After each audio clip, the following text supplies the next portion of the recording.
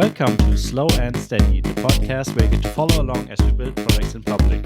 Each week we'll give you an honest peek into our lives as we share our struggles, our wins, and everything in between.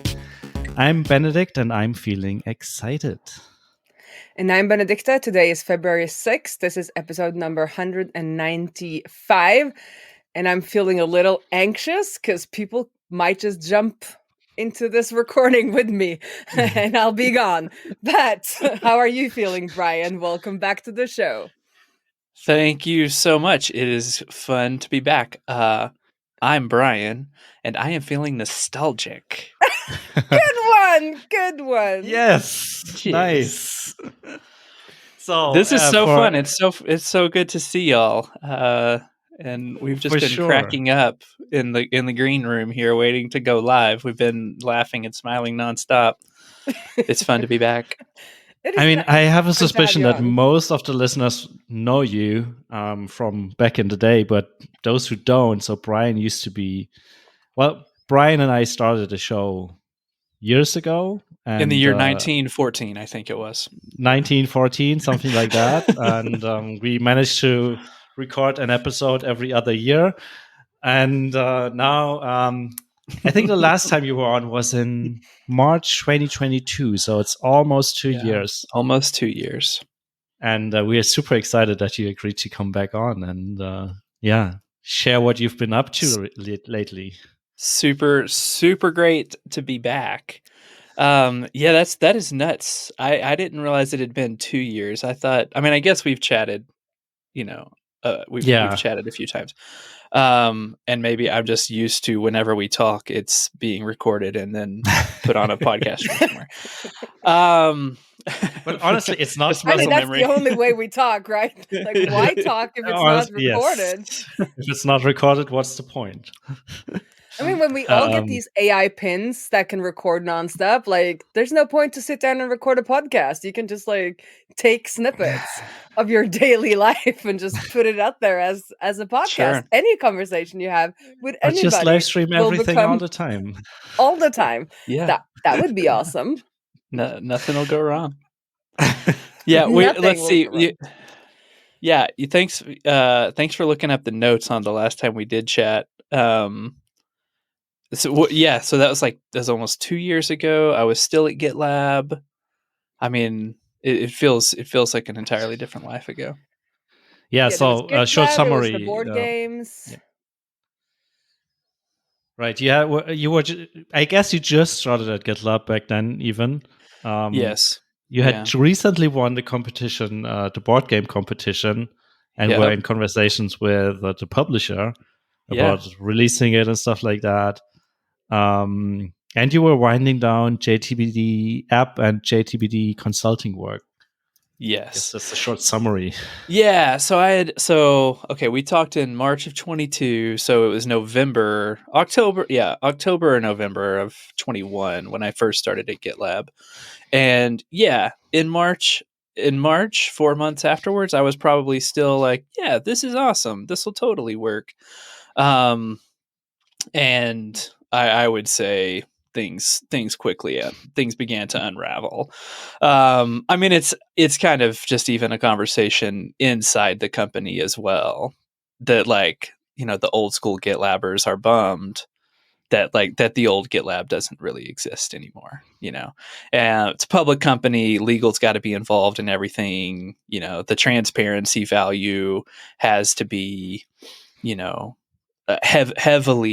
heavily, tampered down for legal purposes, et cetera, et cetera. I mean, and, to their credit, they went public, they've grown. I'm not sure how many people they have now. But when I was there, it was 1,200 or 1,400. And so, I think a lot of the people. Yeah. And 100% remote, no office anywhere. Kudos, credit, amazing for all of those accomplishments. And it is just absolutely not a startup. And so just the degree of process and slowness and everything, it just is not my best. Not my best situation. Anyway, when layoffs came around, basically 1 year after we had that conversation, not quite a year, layoffs came around and they just cut out the entire product operations department. And I was pissed about it for about an hour, and then, screw them. Like they're like, I know what to do next. I can figure out how to make this work, for me. And so I just hopped back into consulting and have been doing that for, coming up on a year.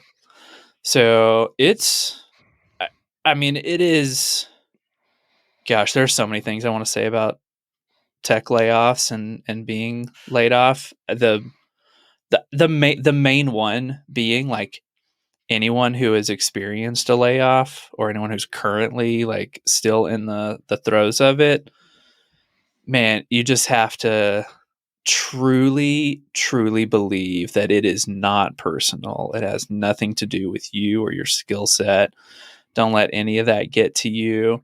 The number of, like, people I worked directly with at GitLab, who reached out and were just like, "Oh, man, that sucks. Hey, if there's anything I can do, let me know."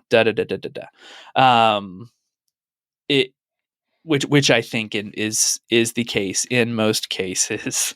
Like, just don't let it get to you, and keep your head up, stay positive, and just do the next right thing. Like, it's because it's freaking crazy out there right now. Yeah. There's been a lot of layoffs over the last year. It felt like in second wave right before Christmas. Last 2 years. I mean, there were less than 20. Is that true? Like, I feel like it was the last half of 22 and the first half of 23 where the bar graph really peaks and it's starting to slow down. But they're still coming. I mean, it's wild.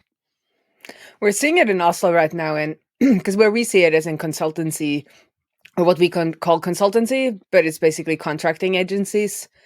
Or like agencies, with like, what is it called? Like augment, like heads for hire, like staff augmentation.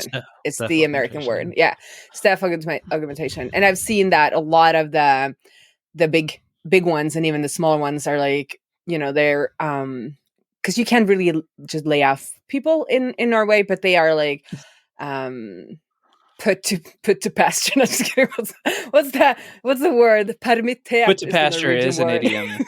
Wait, say what's the word? Permittert. It means that they don't have a job, but it's temporary. So they're like temporary laid off, and then like the government steps in and like covers their salary for a while, and you're allowed to do that. I don't really know about the legalities, but like you can do that for a while. And then you'll either have to bring them back or do a layoff. But in Norway, if you do layoffs, you're not allowed to hire again for, I think it's a year or two after the layoff. You can hire for the same positions. So that's why they do this like in between thing. Yeah. And I just had a conversation with somebody that the company that I started out at all those years ago, they just did 30% that are now like on vacation. What positions do you know? So like those are mostly all developers. Yeah. Interesting. Yeah. And it started, so that's like, you might not know this, but I was working for a bank like part-time the last year. Mm-hmm. So they got rid of almost all their contractors right before Christmas. Oh. And then now we're seeing the ripple effects in the agencies, kind of seeing that the contracts aren't being renewed that they might have thought were like, a certain thing, because they're like, the big bank is almost like the government, right? And other kinds of organizations like that. So interesting times. Yeah, that's interesting. I mean, the other thing is like, so I was pissed off for about an hour, wrote about it on LinkedIn. And like the new emotional social media. Yes, like quick processing, and screw it. Like I know how to be self-employed. We'll just go and make some money now. And let's see, like March, April, May, June, July, August were just boom, boom, boom, project. It's like, okay, cool. This is great. This is totally working. And y'all, it's not as if it was like a slow decline in slowdown in consulting projects and inbound leads. It was just like a full on cliff. Like they were there and then they weren't. And so like talking to other consulting people, and some other startup folks who are still in my network, like the vibe is definitely where it's now rippling out to, look, we just laid off a bunch of people. We're not going to hire an outside consultant for like research work. Like, are you crazy? Mm-hmm. So, I mean, they're still out there. Like I have a couple of leads that are like developing, but just the degree and the frequency, even though consulting is always lumpy, like it's been long enough that, okay, yeah, even that is really slowing down. And so, so that's why I've been pivoting pretty hard to, okay, let's move away from this like super high touch, white glove experience, high ticket, low volume approach. I'll run all your interviews for you, talk to your CEO, deliver you this report, et cetera, trying now to position things of, hey, startup team, you're probably sitting on a ton of research, right? That you haven't done anything with in a long time. Give me access to that, and in 3 days I'll have like a full-on report for you, which I can do with like these AI tools that I've been building, at a fraction of the cost, but I can do, I could do 2 a day easily. So like that's what I'm trying to pivot over to now, is more of an automated service and less of like a high touch consulting offer. So we'll see how that goes. But is that products that you are imagining just using yourself to give that more automated service or productized service, or are these products that you can also give the customers access to? Yeah, every tool that I'm building that I like run in my local environment is something that I can put into JobLens. So that's so previously I was working on JobLens. JTBD.app, which is a jobs to be done app, and it was fully focused around like running surveys, running quantitative surveys. And at the beginning of last year, I had already been using AI a ton at GitLab, in all sorts of work. And so when the layoff came, I was like, okay, cool. Like, we'll get back into consulting. And I was running a project and I was like, you know what? I'm really curious, like how all these insights and like all this stuff that I've got after 12 interviews, what if I had just started in ChatGPT with what I knew about the customer and what's the overlap? And even in 3.5, the overlap was like 60-70%, which is incredible. Given that you get there in 3 minutes compared to several weeks. And now with GPT-4, it's even better. My prompting skills are, 3 times better. And you can build agents that talk back and forth to each other. So it's not just you like multi-shotting the prompt. Like you get a return from it, hand it over to a different agent who then hands it back and back.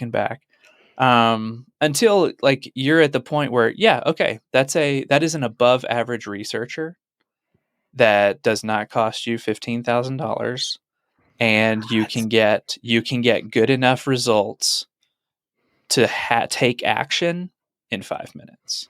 Now, I'm just gonna go and like put myself to bed and take the covers over my head and just like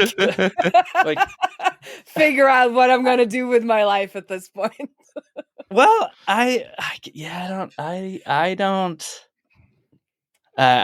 still like processing all of it, because like the thing that's also true, every single time it misses something. I can guarantee you, it always misses something. And within 20 minutes of a follow-up interview with a real person, there's a new insight. Cool.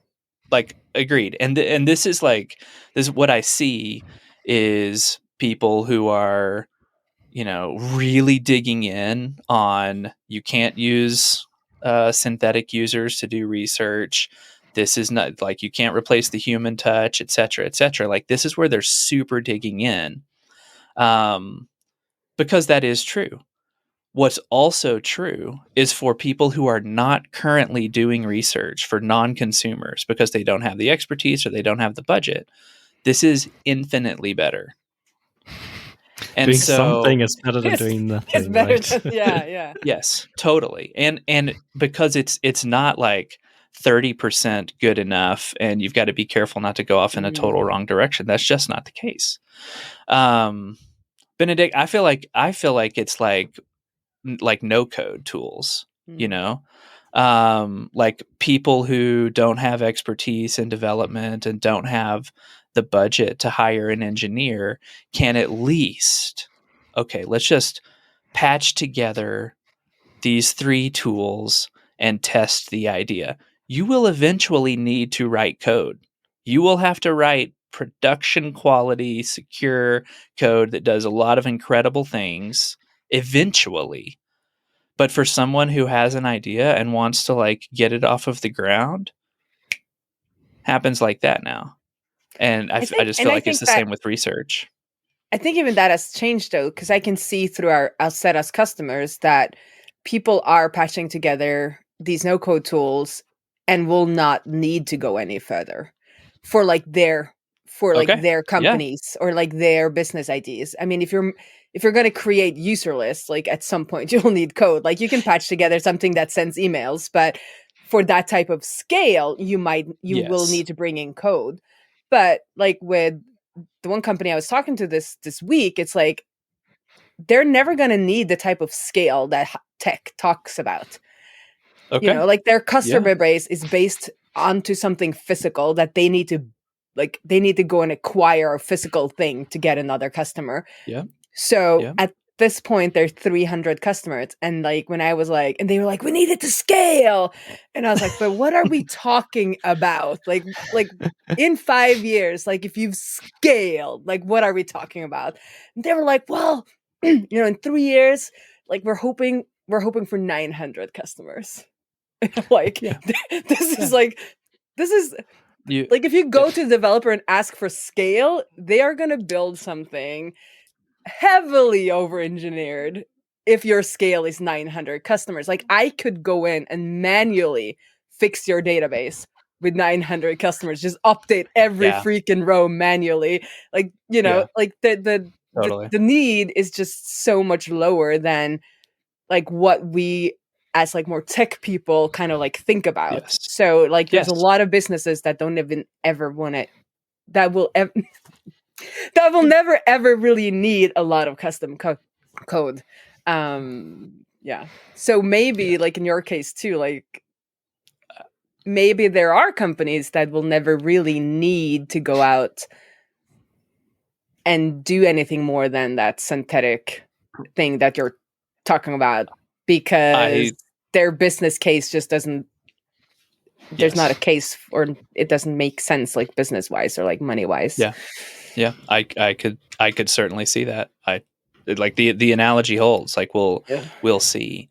And the more that like the traditional, agencies and folks like, and like career long UX researchers, the more they tend to that community tends to dig in, like that just makes me feel a little bit more like, oh yeah, it's because I think potentially they see it as well. They just don't want it to be reality. At large, and that makes complete sense. But I also think that doesn't mean that research is going away or that researchers are going away.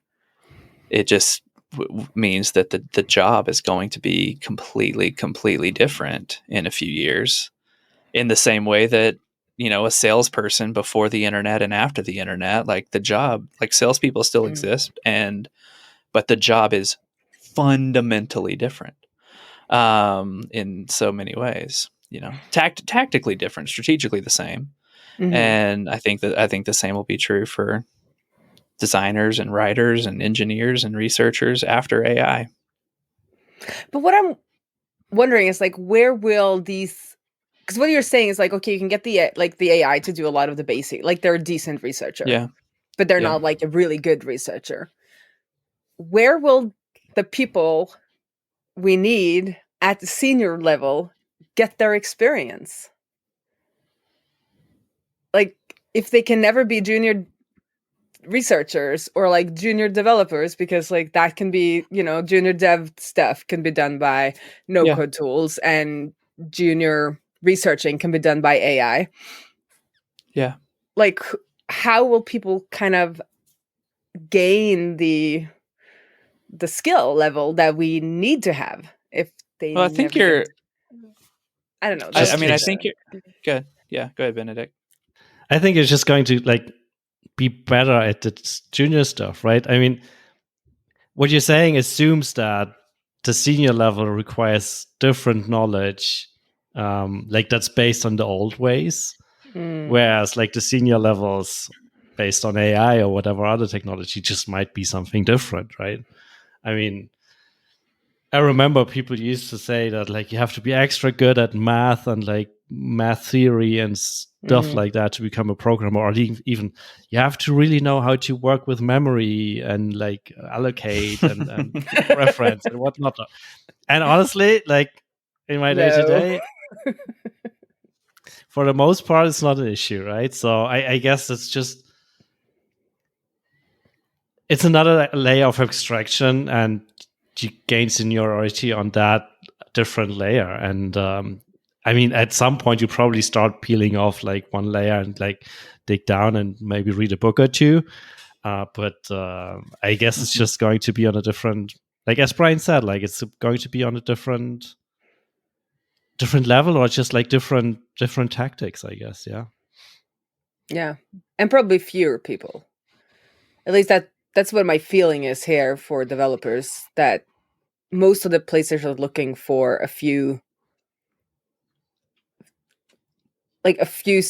what they're looking for right now in Oslo, at least, is like a few seniors instead of like a bunch of juniors. Like usually the model was like getting in like a lot of juniors and then like one or two seniors, and like that was the team.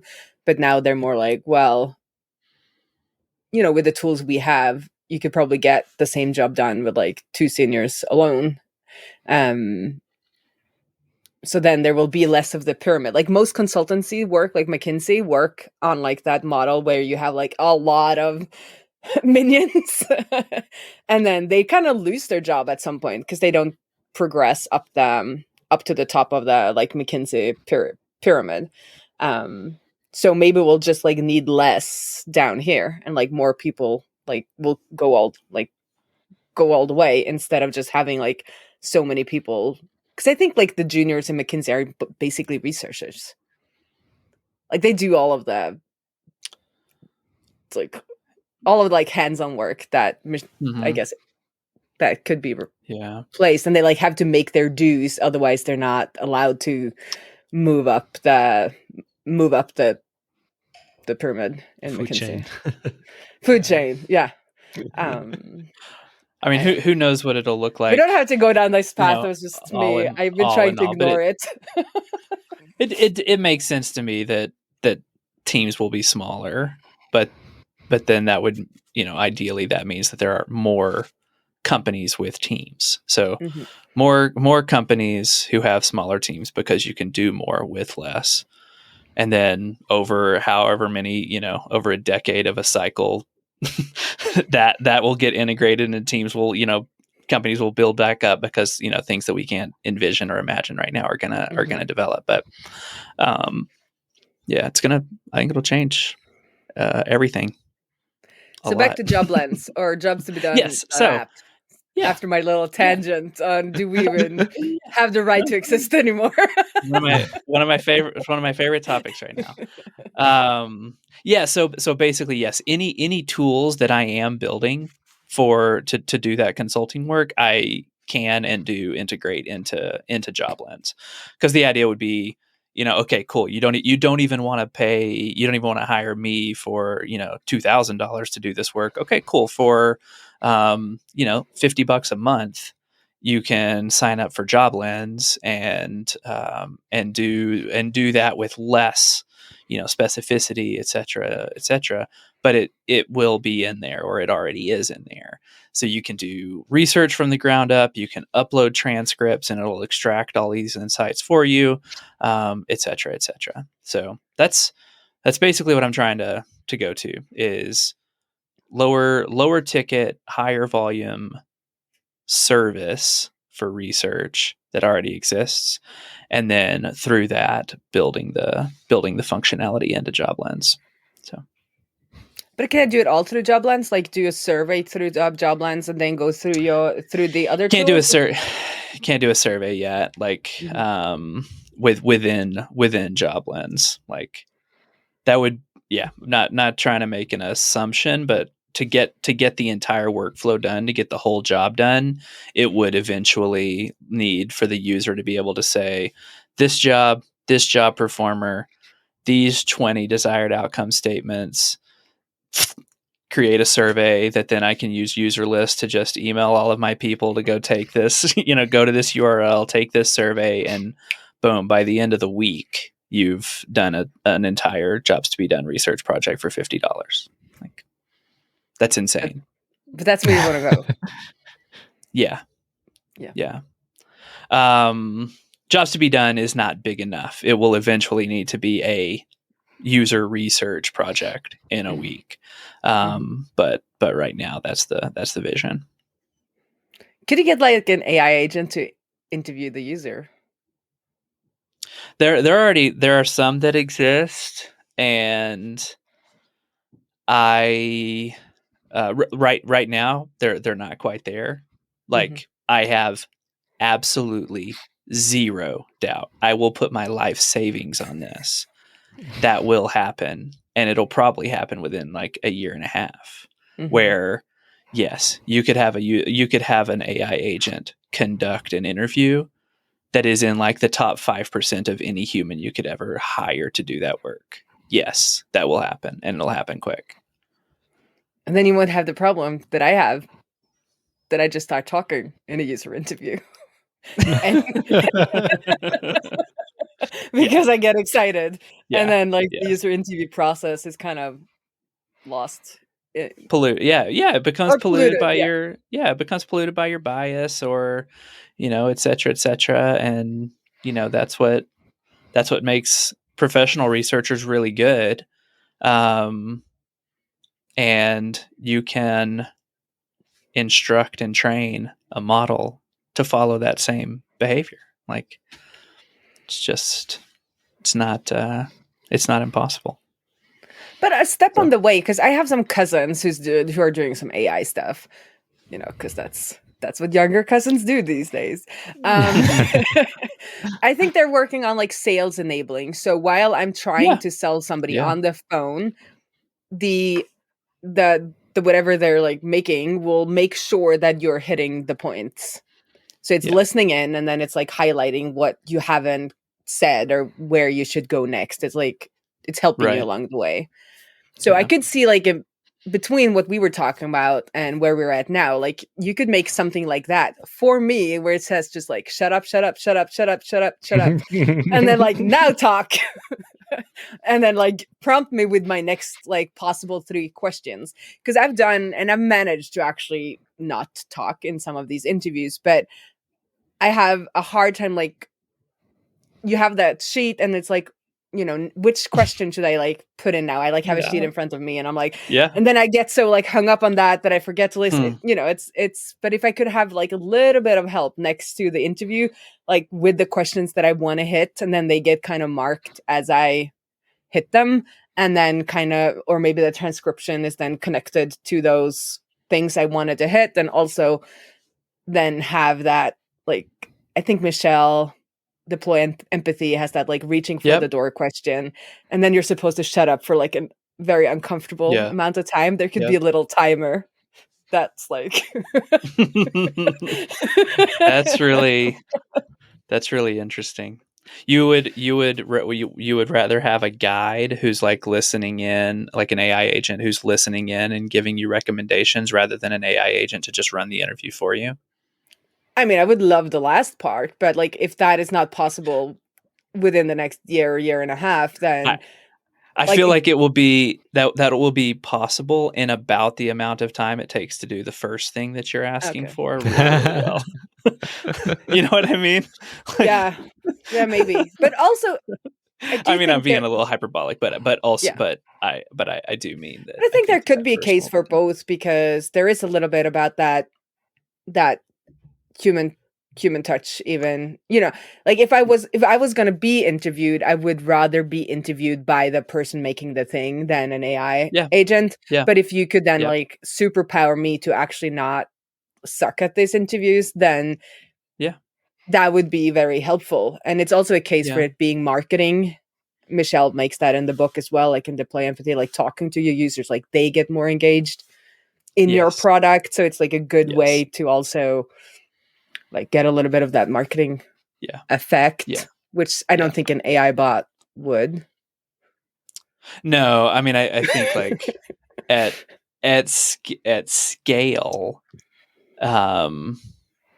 it will be mostly AI bots running the interviews. But if for smaller companies, like, it makes sense that you would rather hire a guide, and your users would rather speak to a guide, especially if you're doing the whole "hey, we're a small team" thing. Thanks for signing up. Bots. Like, hey, I'm Brian. Oh, by the way, will you talk to Marvin? Over here, because I don't have to. Like, that's not gonna fly. That's a good point. That's a really great point. Yeah. Let me know when you have it. I'll start running user interviews again. Oh man, that is really fascinating. Okay.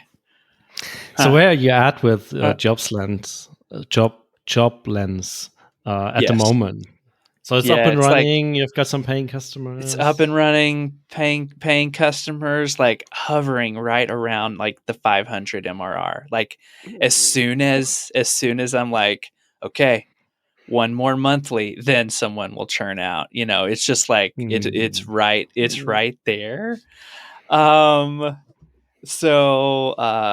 but I'm still not doing a ton of like active marketing for it. Like people discover it either shockingly through SEO, like if you search for jobs to be done and AI, JobLens is up there, or just passively through LinkedIn. Like I comment or post all the time about either jobs to be done or AI, or jobs to be done plus AI, and then people find it through my profile.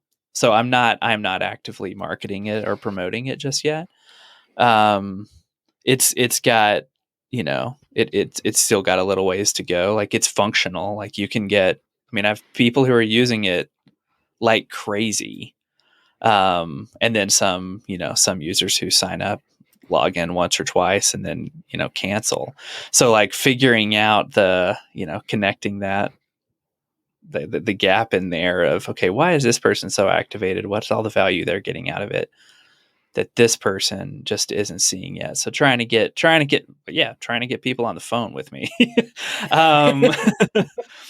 to do the user research and to do the customer research. That's do you find it harder to do it for yourself than for clients? Yes.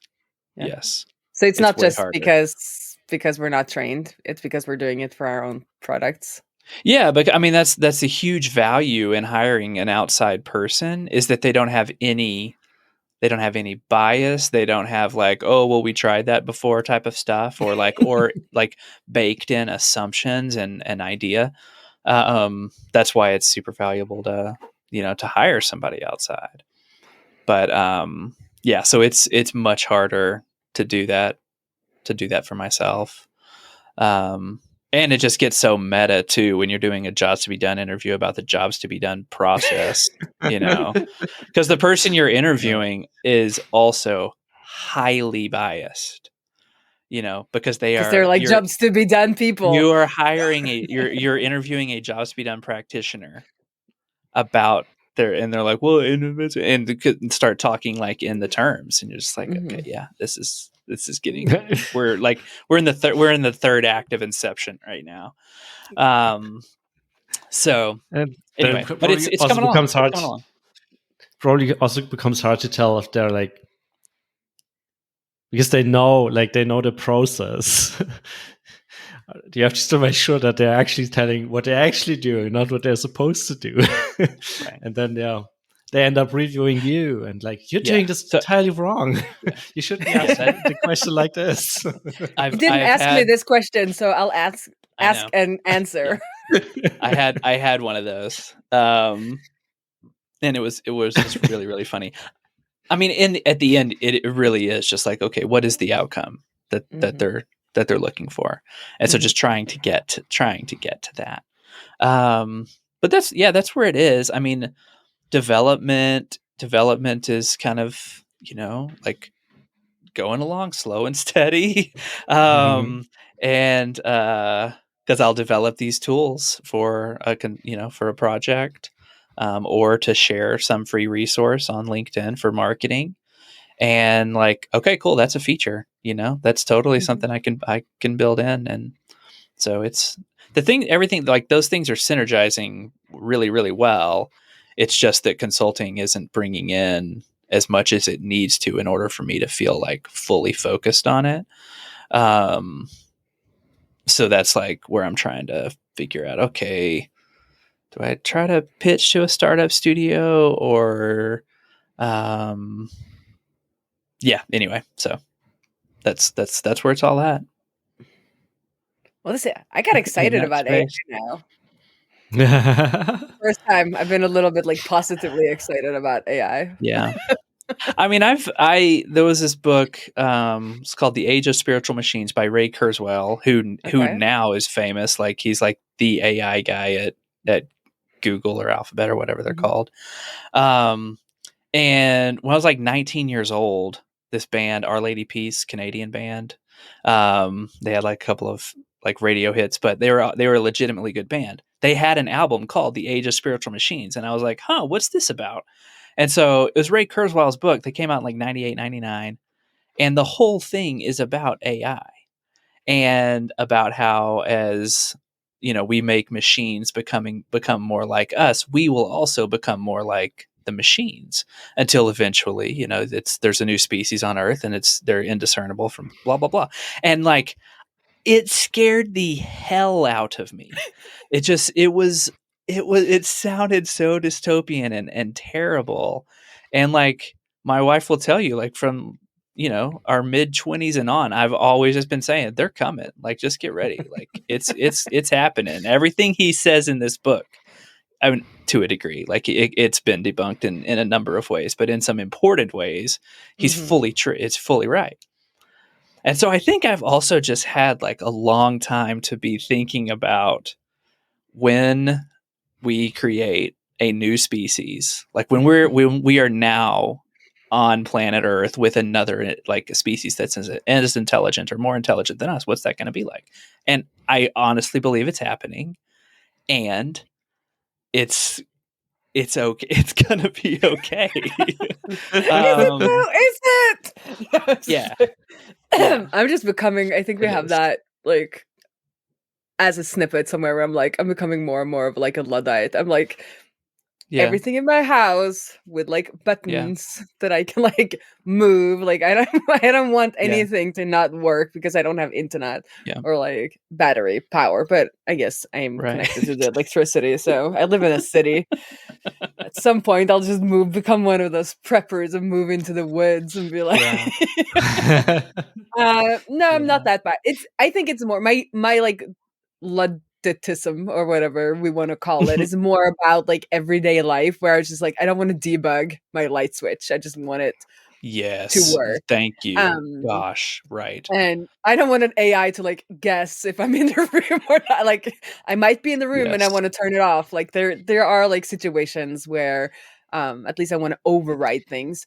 But then on the other hand, like I do see even in my I turned on Copilot and stuff like that, and you see like it being like a tool that helps you along and somebody you can ID generate with, the few times I go into ChatGPT, it's mostly just like, kick around an idea or like get some different phrasings or that kind of stuff. And I think, it's as a tool, it's interesting, but I haven't felt that like enlightened, like we're some like where it's like, this will, like you're saying, like species, like this will like solve everything. And like, I don't feel that in any way. I'm not saying it's going to solve anything.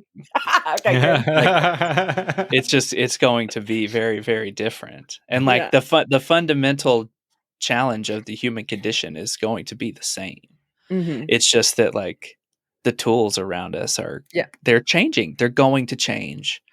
And I think people should talk about it more as a tool and not, I feel, but this always happens in Norway. Like when I was around when like app was the thing, like every company wanted an app, and it's like, what are you going to use the app for? Like, what is the outcome you're looking for? Which usually was, I want to brag to my friend at the golf course. Like, if you got them to the point where they would admit why they wanted an app, that was what they wanted. Like, because then they would be cooler than the other CEO that had an app.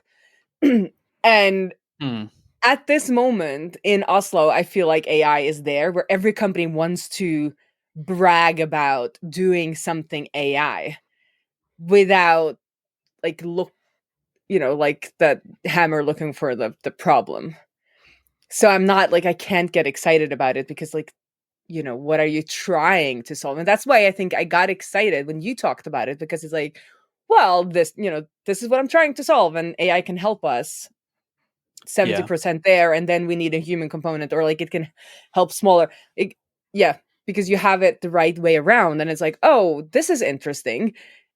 But the conversation that I'm hearing was just like, we need AI. I'm like, and then usually what they need is just like a good old fashioned like algorithm with like maybe 3 if else. Like that's what they are actually asking for, but like how they're asking for it is like, we need some AI. It's like, no, you don't. Yeah, I could see that. Yeah. But fun fact, the Norwegian National Gallery just launched their semantic search through OpenAI, so that you can search all of the collection using natural language, which I think is kind of cool.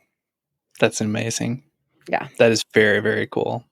And it's because it's open. Because somebody asked, like, well, what about, do you want to send all of the collection to OpenAI? And they were like, the service we're using is not supposed to train on our data, but we're quite certain they already scraped our data.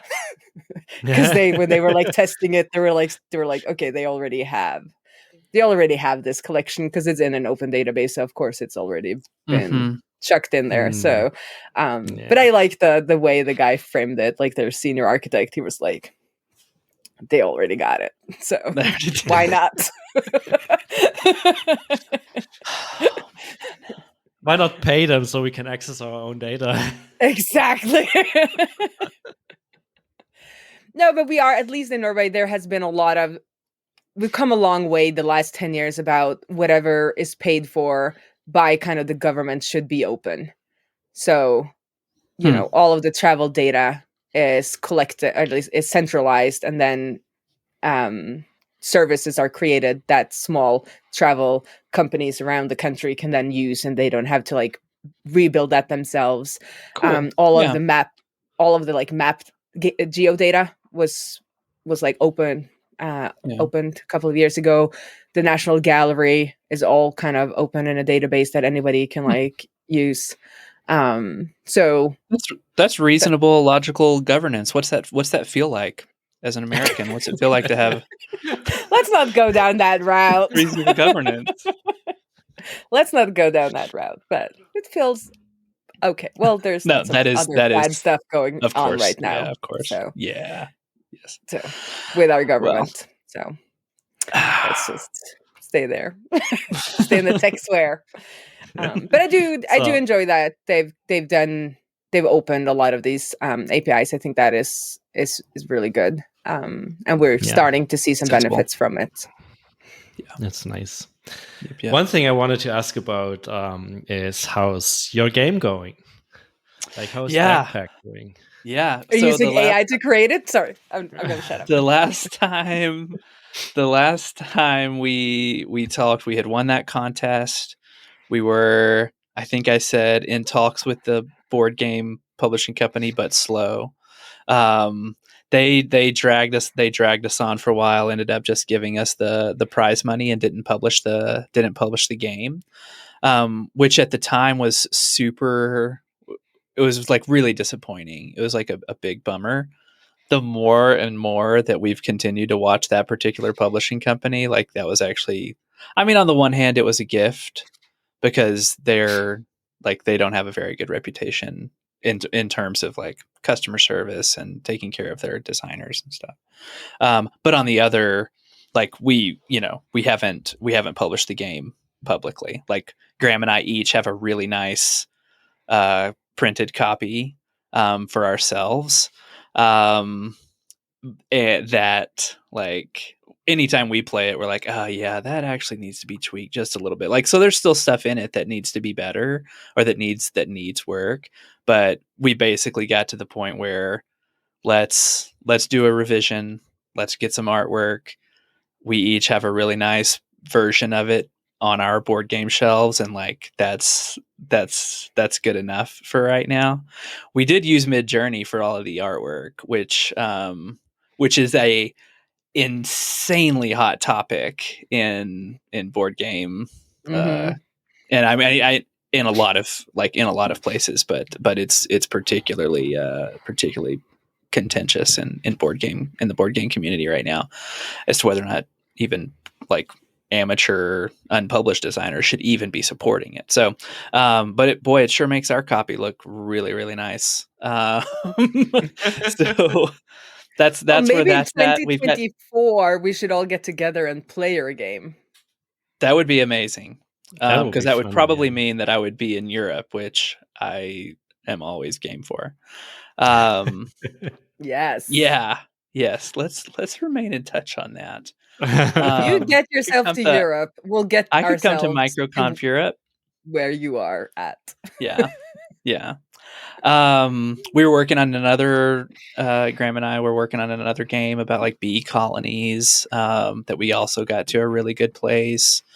And we each have a copy of that. Like that's kind of where the where that is at, is that I've got a handful of things that I tinker on, but not putting any just not putting any pressure on myself to get it, like to actually get it published. That would be really, really cool.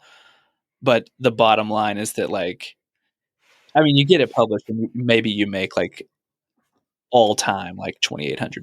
Like they're it's a lot like book publishing, where J.K. Rowling makes $100 billion and some people make a little bit less than that, and then almost nobody else makes real money. So it's not at all like, oh, hey, if we want to make this like a profession, like if this is our vocation, we got to go for it. Like you're just playing the lottery. So that cannot be the motivation.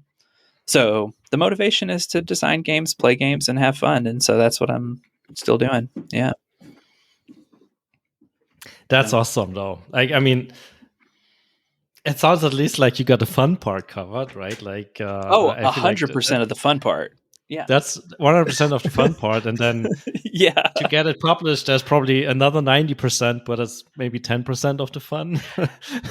Yeah, because realistically, like the thing that whenever we do sort of, okay, do we want to go for it, would be Kickstarter, and that's a part-time job, and and some of them are just horror stories. Some of them are amazing, and it ends up creating a new, publishing company. But we're both just like, I'm like, do you have time for another part-time job right now? No. Cool. Then why would we do that to ourselves? Like, let's hold off. Yeah. I think there is a room, and we need to get more comfortable with that with our AI overlords, to just have hobbies. Like, what are we going to do with our time? Yes. And just having a hobby and not monetize it is. Yeah. And I find that hard because a lot of my hobbies is things that are very close to what I do for money. Like if you code something fun, like, oh, it should, it's business right away. But like learning to say that, no, this is a hobby project. Like this is for fun, for relaxation, for, those artistic needs that you might have. Yes. And just let it be a hobby. Like, I think that is such a good observation and like a good thing to put out there. Like even in this conversation, like there's a part of me that feels some unspoken pressure to do position something. this thing as some kind of, it's like, is it some kind of success, or what'd you do with it? Or like, what was you know what? The end result is that it's in a cool looking box on my board game shelf. That's the end of the story, But, and we are also, just because we're entrepreneurial minded and, that's part of it. And it's also like the water we swim in, that everything has to be monetized and everything has to be productive and for some kind of reason rather than just, And I have a lot of friends who knit. I'm just going to say, because I have a lot of friends who knit, and that is never a viable business. It's so expensive. Like the yarn is so expensive. Like if you knit something and you hand knit something and you sell it, like if you can get your material costs back, you're lucky. And they still do it because it's a hobby that they get a lot of joy out of. And some of them get to wear stuff that they've made in the same way that you are playing the board game that you made. And for a while, people were like, even in those circles, were like, well, you should start selling. But like they very quickly realized that like that's not it just feasible compared to like your normal job where you're like making like real money and not just like losing money. So I try to like think about my knitting friends when I'm like, well, this should make money because I'm spending time on it, or I'm putting resources, like I'm maybe even buying a service for it, so I should therefore make money. It's like, well, knitters lose a lot of money. Like any craft person loses, in quotes, for the people who are not watching this, in quotes. But that's a hobby. And if you go horseback riding, nobody will tell you that you're like losing money when you're like buying stuff for your horse. But it's just because that is like so far away from being something you can monetize. Like nobody expects you to become like a show jumper if you start horseback riding at 40. Like that's just not. It's just not even. What? Why not? Not even on the radar. Or like me that I started ballet. Like nobody's going to be like, how are you going to monetize it? Are you going to start performing on stage? It's just so far. We have lost her. We lost her. No, it's going downhill from here. Sure. Okay. Yep. You were saying we were on time. We're on time? What? We are? I don't know. I think like, Ryan was like trying to say like it's. I mean, I'm good. I don't know like how you guys have been running these things. So. Still thinking about. This is for sure one of the longer episodes lately, but I don't mind. I feel like it's been good. Yeah. So the only one thing I want to say, and I don't want to put more pressure on you, but I was kind of hoping to eventually have a copy of Backpack on my bookshelf as well. Yeah. So if you can figure out a way to make that work, that would be cool. I'm happy to pay whatever. Yes. Just to be able to tell, like, that's the thing my co-host, my friend, built or designed or whatever created. Cool. That would be awesome. Yes, that would be the in between of what we have now and actually kickstarting it. Is just it's collector's edition, something like collector's that. edition, handcrafted. Yes, every single piece is hand milled. Yeah, true. As a gift. Yep. I'd be willing to pay, so it doesn't even have to be a gift. But anyways, thanks. I guess we should just wrap it. Or is there anything else we want to talk about? Oh no, thanks. Thank you so much. It was great to catch up. Let's not wait 2 years. For sure. Yeah. I mean, we would love to have you more on more regularly now that you're working on JobLens, because like this is the this is where the conversation is more fun, is like when you are like in building mode and not in like maintenance mode. Got it. Yeah. Yes. No, that as I have like notable updates, that would be awesome. That would make a lot of sense. That'd be very, very cool. Fun. Cool. I'm looking forward to that, because I feel like with the three of us on, this is more fun than with just the two of us who've been just doing updates on the same things. Wow. I mean, don't want to downplay like our conversations. For sure. I mean, multiple voices are always good. Yes, absolutely. Well, for sure. I guess we'll see you around the interwebs. You'll pretty much only see me on LinkedIn. I was about to say, not on Twitter anymore. No, you're not gonna. I don't think you'll see me much. We'll link to the book that you mentioned, the album that you mentioned, JobLens, and your LinkedIn in the description. Yes, perfect. Absolutely cool. All right, you guys, great to catch up. Yeah, it was fun to have you on.